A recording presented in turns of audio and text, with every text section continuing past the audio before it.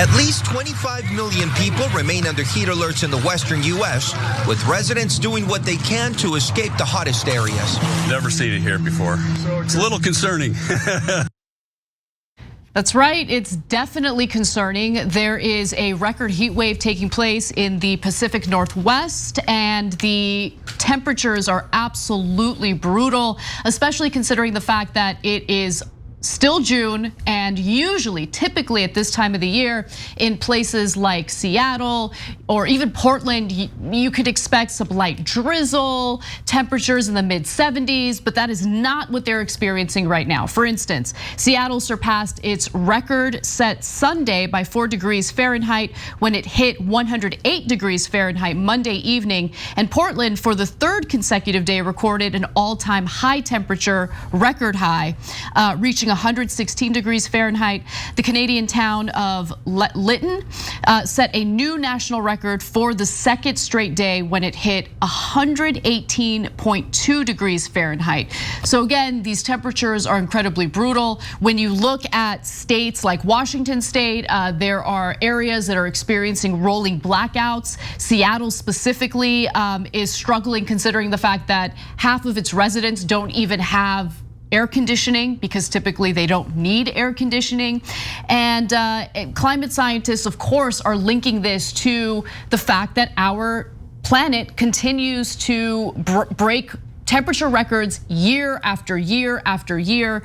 In fact, why don't we go to this next video that gives you a sense of just how dire the situation really is. For the first time ever, Seattle reached triple-digit temperatures Monday for a 3rd day in a row.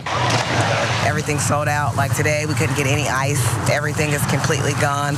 For days, a dome of stifling heat has parked itself over the Pacific Northwest, causing some restaurants like this drive-in to temporarily close and roads to buckle. Tanker trucks in Seattle hose down drawbridges to try to keep the steel from expanding.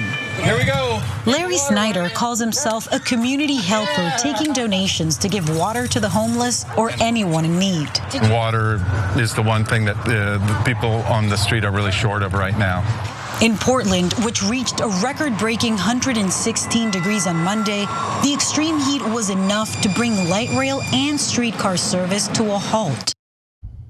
So obviously right now, politicians are going back and forth about infrastructure spending, Biden's infrastructure bill, just how far will it go?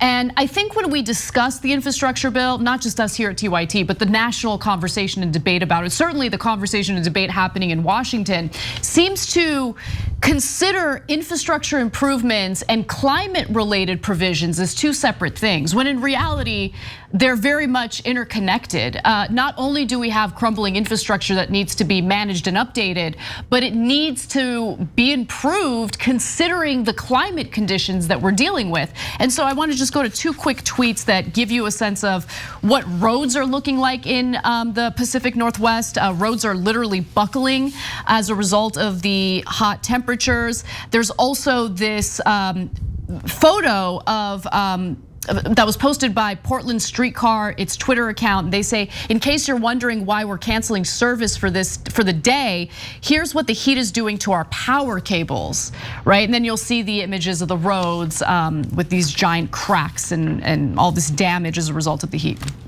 Okay, so we're almost quite literally melting the planet. We're at least melting the cable wires. Well, I don't know what it's going to take to spur action, because the reality is, in America, the #1 problem is propaganda. So the more that the oil and gas industry manufactures doubt, just like the tobacco companies used to, the more that the politicians play along with it. The media plays along with it a little less than they used to. They still are need to do a lot of catch up on it. And yes, it is the corporate media. But mainly in this case, it's the politicians' fault. So let's go over some of the shocking parts of this. So temperatures in the Northwest for us and British Columbia and Canada are 25 to 50 degrees higher than they normally would be at this time of year, okay? In Portland, they are 40 degrees above their average at this point in the year. 40 degrees. In Seattle, in all of recorded history, they've only had 3 days where they've gone over 100 degrees. They just had 3 days in a row where they were above 100 degrees. We're breaking every record there is. We're breaking it here in America. They already broke records in Siberia for heat, in the Arctic for heat. At one point, the Arctic was cold, was hotter than Las Vegas, and on and on. We can go through all of the planet and show you all the places where there are massive records for heat. And so when you look at the heat dome, like the one created in the Pacific Northwest here, it is exactly as the scientists predicted. They said that the temperatures would go up, they went up. They said there would be more extreme weather events like heat domes, and there are. And they said they would be more extreme, and they are. So, and what's amazing about it, you go back and look at what Jim Hansen wrote 30 years ago, and it is spot on, right? So Republicans attacked all the scientists because of the money that they get.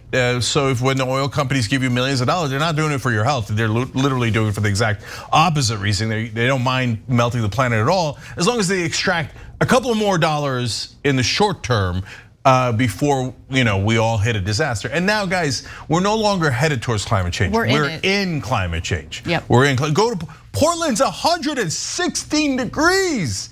Portland in the beginning of the summer, 116 degrees. Unheard of. So look, it's also affecting Idaho and Montana. I don't know if Republicans are capable of ever changing their mind, even if they're melting. Like, no, it's still not true. Like, and oftentimes it's not. I mean, you'll see a lot of Trump supporters. There's been lots of stories of this with nurses and doctors saying their last words dying of coronavirus was, I thought it was fake, or why is this happening to me, etc. So at their last breath, they still cling on to the falsehoods.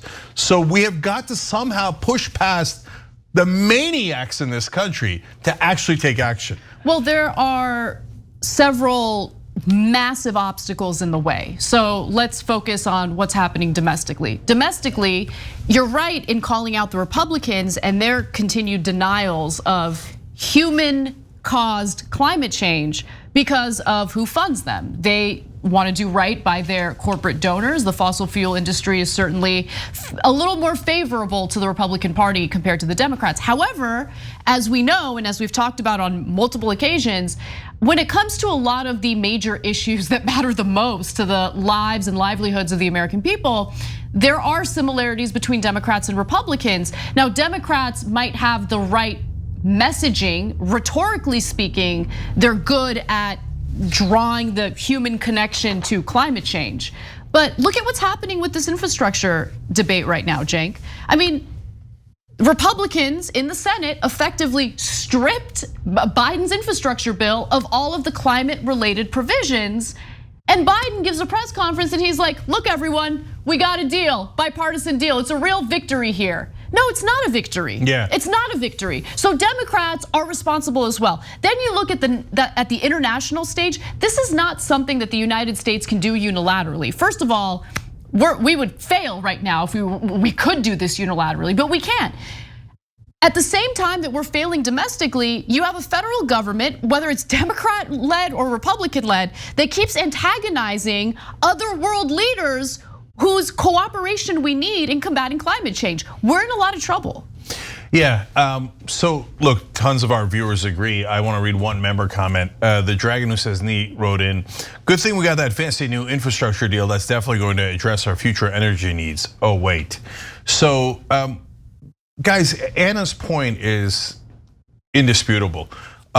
So we had an infrastructure bill that Biden claimed he was in favor of, and it addressed all of these green energy situations because we need the infrastructure to get more solar energy, wind energy, electric cars, etc. And we got to do it right now. So it's 116 degrees in Portland this year. What is it going to be next year? And where's it going to go to next? It's going to go everywhere, right? And so meanwhile, Biden is throwing a party over, we got bipartisanship, I got some Republicans agree. Who cares? Who cares? Oh, we're all gonna hold hands together as the planet melts. That is not an interesting or good case scenario. Oh, I got corrupt Republicans to agree with corrupt Democrats. No, you don't get a cookie for that. You don't get anything for that. The planet's still melting and you're doing nothing about it. That bipartisan infrastructure deal is garbage.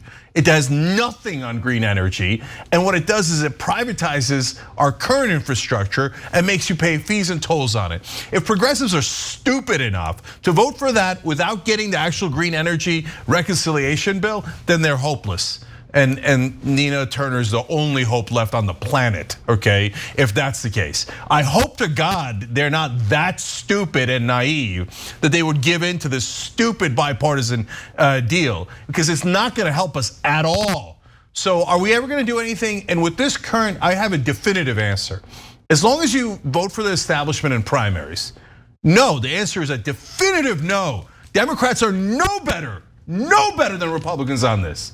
Yeah, they might be better on some social issues, not on this. It's an economic issue. That asset recycling we told you about yesterday, the one that sells off all of our public property in America. Not all of our public infrastructure, but a lot of it. Yes. $100 billion worth of public infrastructure. Yes, that asset recycling bill is the same one Trump proposed. And Biden's now throwing a party about, I'm getting to pass the thing that Trump wanted. Totally, yeah. That is not interesting, that is not progressive.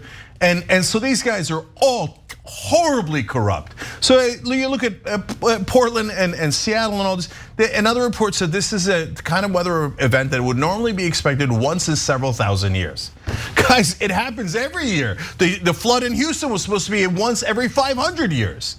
And so it keeps happening over and over again. We're in climate change, and our leaders are the worst, most corrupt, feckless people on the planet. And we're sitting here having stupid debates because the corporate media is like, I can't tell facts. I don't know what facts are. Besides, the cables are melting. The road is exploding because of how hot the planet is. I can't tell, 50-50. What does Joe Manchin say? I know, it's insane. I mean, the fecklessness, especially in this moment of crisis, is what gets to me the most. Progressives were put in Congress to challenge establishment Democrats. If they're not willing to do it, then they should step out of the way. I mean, what was the point of running for public office if that's what they're gonna do? They're just gonna go along with what corporate Democrats want. Anyway, let's move on to. Let me just say one last thing. Forrest Dudley wrote in on YouTube Super Chat. He said, I live in Bellingham in Northwest Washington. I use a ventilator to help me sleep due to sleep apnea. And last night it started flashing an overheat warning due to the extreme heat. Luckily it didn't die, but now I'm super nervous. So are people dying? Yes. 43 people have checked into emergency rooms in just over the weekend. Normally they would get one person, not 43. So there are many different reasons why people are dying because of the extreme heat. And yes, you're right to be concerned. And is there help on the way? The answer is absolutely not, no. So I don't know how long this can last before people rebel. And you gotta do it politically. But things are getting terrible out there, and these corporate Democrats and Republicans are never, ever going to help you. Thanks for watching The Young Turks, really appreciate it. Another way to show support is through YouTube memberships. You'll get to interact with us more. There's live chat emojis, badges. You've got emojis of me, Anna, John, JR, so those are super fun. But you also get playback of our exclusive member-only shows and specials right after they air. So all of that, all you gotta do is click that join button right underneath the video. Thank you.